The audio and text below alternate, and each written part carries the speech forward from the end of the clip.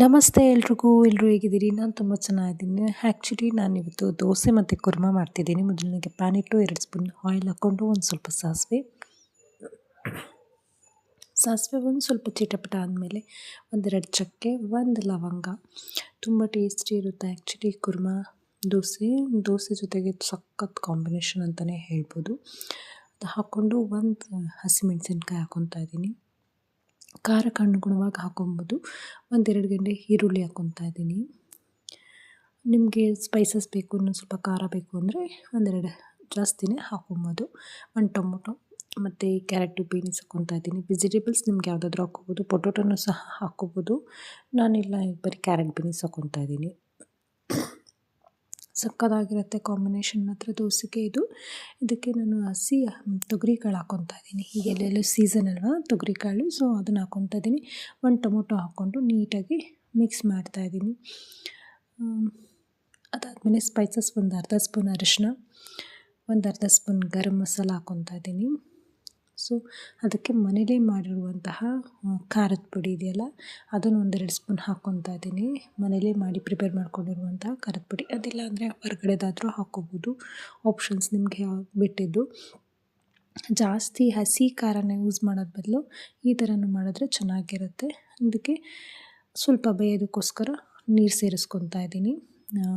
ಸ್ವಲ್ಪ ತರಕಾರಿ ಎಲ್ಲ ಕುಕ್ ಆಗಬೇಕಲ್ಲ, ಅದಕ್ಕೋಸ್ಕರ. ಇದ್ರ ಜೊತೆಗೆ ಚಪಾತಿಗೂ ಚೆನ್ನಾಗಿರುತ್ತೆ ಈ ಕುರ್ಮಾ ಆ್ಯಕ್ಚುಲಿ.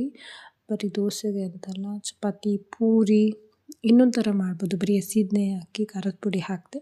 ಅದನ್ನು ನೆಕ್ಸ್ಟ್ ಅಪ್ಕಮಿಂಗ್ ವೀಡಿಯೋಸಲ್ಲಿ ನಿಮಗೆ ಅಪ್ಲೋಡ್ ಮಾಡ್ತೀನಿ.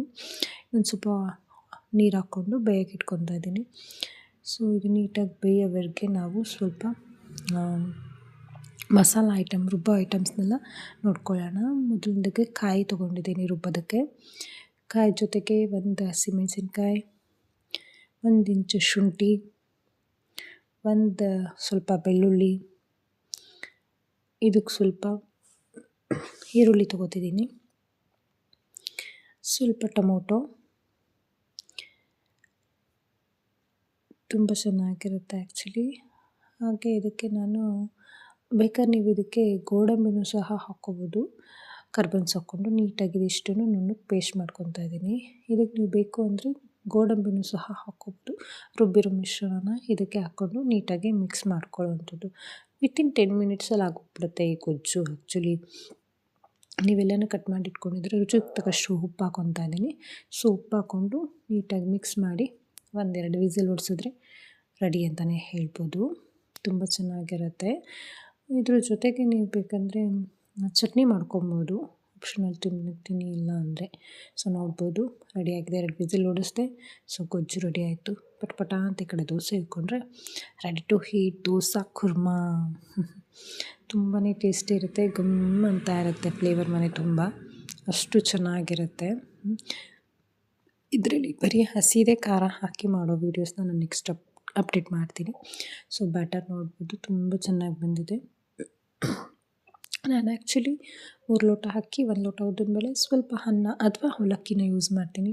ಸಾಫ್ಟಾಗಿ ಬರುತ್ತೆ ದೋಸೆ ಆ್ಯಕ್ಚುಲಿ ಹೇಳ್ಬೇಕಂದ್ರೆ. ಚಳಿ ಇದ್ರೂ ಅಷ್ಟೇ, ಬಿಸಿಲಿದ್ರೂ ಅಷ್ಟೇ ಸಾಫ್ಟಾಗಿರುತ್ತೆ. ದೋಸೆ ಆದರೂ ಸರಿ, ಇಡ್ಲಿ ಆದರೂ ಸರಿ. ನಾನು ಅದಕ್ಕೆ ಬೇರೆ ಇದಕ್ಕೆ ಬೇರೆ ಅಂತ ಏನೂ ಹಾಕೋಕ್ಕೋಗಲ್ಲ. ಒಂದೇ ರೀತಿಯೇ ಮೆಜರ್ಮೆಂಟ್. ಬಟ್ ಇದಕ್ಕೊಂದು ಸ್ವಲ್ಪ ತಿಕ್ಕಾಗಿ ಆಡಿಸ್ತೀನಿ, ಇದಕ್ಕೆ ಸ್ವಲ್ಪ ತೆಳ್ಳಗೆ ಆಡಿಸ್ತೀನಿ ಅಷ್ಟೇ. ದೋಸೆನೂ ಚೆನ್ನಾಗಿ ಬರುತ್ತೆ, ಇಡ್ಲಿನೂ ಸಕ್ಕತ್ತಾಗಿ ಬರುತ್ತೆ. ನಾನು ಇಡ್ಲಿ ವೀಡಿಯೋಸ್ ಅಪ್ಲೋಡ್ ಮಾಡಿದ್ದೀನಿ, ನೋಡ್ಬೋದು ನೀವು. ಪ್ಲೀಸ್ ಎಲ್ಲರೂ ನನಗೆ ಸಪೋರ್ಟ್ ಮಾಡಿ, ಶೇರ್ ಮಾಡಿ, ಲೈಕ್ಸ್ ಮಾಡಿ, ಕಮೆಂಟ್ ಮಾಡಿ. ನಿಮ್ಮದು ಅನಿಸಿಕೆ ಅಭಿಪ್ರಾಯನ ನನ್ನ ಹತ್ರ ಶೇರ್ ಮಾಡ್ಕೊಳ್ಳಿ. ಹಾಗಾದರೆ ನನಗೆ ಏನು ಮಾಡ್ತಿದ್ದೀನಿ, ಏನು ಬಿಡ್ತಿದ್ದೀನಿ ಅನ್ನೋದು ನನಗೂ ಗೊತ್ತಾಗುತ್ತೆ. ಪ್ಲೀಸ್ ನಿಮ್ಮೆಲ್ಲ ಸಪೋರ್ಟು ನನಗೆ ತುಂಬ ಮುಖ್ಯ. ಪ್ಲೀಸ್ ನನಗೆ ಸಪೋರ್ಟ್ ಮಾಡಿ. ನಾನು ಹೆಚ್ಚು ವೀಡಿಯೋ ಹಾಕೋದಕ್ಕೆ ಒಂದು ಸ್ಫೂರ್ತಿದಾಯಕ ಅಂತಲೇ ಹೇಳ್ಬೋದು. ನಿಮ್ಮ ಕಮೆಂಟ್ಸ್ ಮತ್ತು ನಿಮ್ಮ ಲೈಕ್ಸ್ ನನಗೆ ಅಷ್ಟೇ ಮುಖ್ಯ ಅಂತ ಹೇಳ್ತೀನಿ. ಸೊ ನೋಡ್ಬೋದು ready to heat kurma dosa. ಇದಕ್ಕೆ ನೀವು ಬೇಕಂದರೆ ದೋಸೆ ಮೇಲೇ ಮಾಡಿರುವಂತಹ ಗೊಜ್ಜನ್ನ ಹಾಕ್ಕೊಂಡ್ರೆ same kurma dosa ready. Actually ನಾವು ಮೈಸೂರಲ್ಲಿದ್ದಾಗ ಹೋಟೆಲ್ಗೆ ಹೋಗ್ತಿದ್ವಿ. ಅಲ್ಲಿ ಕುರ್ಮಾ ದೋಸೆನೇ famous actually. Same as it is ಇದೇ ಥರ ಇರ್ತಿತ್ತು. ತುಂಬ ಟೇಸ್ಟಿ ಇರ್ತಿತ್ತು. ಅದೂ ಸಖತ್ತಾಗಿರ್ತಿತ್ತು. ಅಂದರೆ ನೀವು ಬಟಾಣಿ ಯೂಸ್ ಮಾಡ್ಬೋದು. ತೊಗರಿಕಾಳು ಬದಲು ಬಟಾಣಿ ನಾನು ಅಷ್ಟು ಪ್ರಿಪೇರ್ ಮಾಡಲ್ಲ, ಏಕೆಂದರೆ ಗ್ಯಾಸ್ಟ್ರಿಕ್ಕು, ಅದಕ್ಕೋಸ್ಕರ ನಾನು ಬಟಾಣಿ ಅಷ್ಟೊಂದೆಲ್ಲ ಯೂಸ್ ಮಾಡೋದೇ ಇಲ್ಲ. ಈಗ ಎಲ್ಲೆಲ್ಲೋ ಅವರೆಕಾಳು ತೊಗರಿಕಾಳು ಸೀಸನ್ ಅಲ್ವಾ, ಸೊ ಅದಕ್ಕೆ ತೊಗರಿಕಾಳು ಹಾಕಿದ್ದೀನಿ. ಇಲ್ಲ ನನಗೆ ಅವರೆಕಾಳು ಹಾಕ್ಕೋತೀನಿ ಅಂದರೆ ಅದನ್ನು ಸಹ ಹಾಕ್ಕೋಬೋದು, ಇಲ್ಲ ಬಟಾಣಿನಾದರೂ ಸಹ ಹಾಕ್ಕೋಬೋದು. ಏನು ಹಾಕಿದ್ರೂ ಅಲ್ಟಿಮೇಟ್ ಟೇಸ್ಟ್ ಮಾತ್ರ ಇರುತ್ತೆ, ಸೂಪರಾಗಿರುತ್ತೆ ಅಂತಲೇ ಹೇಳ್ಬೋದು. ಟೇಸ್ಟ್ ವೈಸ್ ಅಂತೂ ನೀವು ಹಸಿ ಕಾಳು ಯಾವುದೇ ಹಾಕಿದ್ರೂ ಅದ್ರ ಫ್ಲೇವರೇ ತುಂಬಾ ಡಾಮಿನೇಟ್ ಆಗಿರುತ್ತೆ, ತುಂಬ ಚೆನ್ನಾಗಿರುತ್ತೆ ಅಂತಲೇ ಹೇಳ್ಬೋದು. ನನ್ನ ಮಗಳು ಬರ್ತಾಳೆ, ಏನಮ್ಮ ತಿಂಡಿ ಏನು ಬೇಕು? Dosa ಕೊಜ್ಜಾಕ್ಲ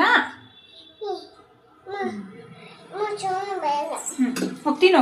thanks for watching.